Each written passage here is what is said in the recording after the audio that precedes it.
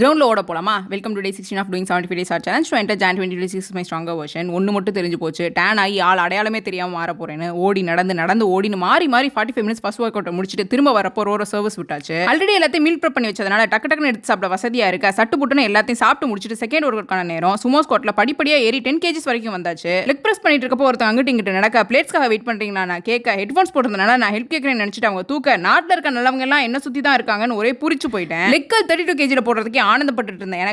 எனக்கு முன்னாடி 68 kg வச்சு போட்டிருக்காங்க. எப்படி இவங்களுக்கு மத்தியில தான் நானும் ஒர்க் அவுட் பண்றேன்னு நினைச்சு பெருமையா இருக்கு. அடுத்து என்ன இசைமலையில நனைய தயாராயிக்கோங்க.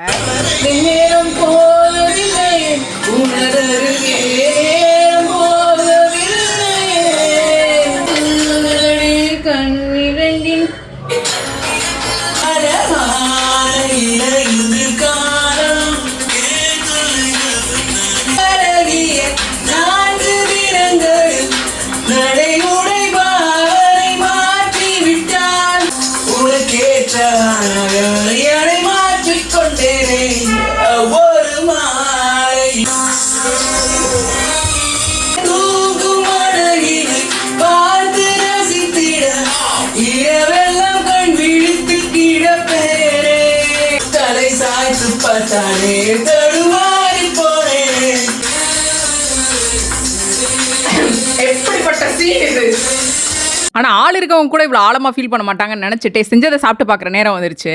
டேஸ்ட் பண்ணலாமா? காலையில சாப்பிட்டது எவ்வளவோ பரவாயில்ல. 16வது நாள் முடிச்சாச்சு. 17வது நாள் கதற விடுறோம்.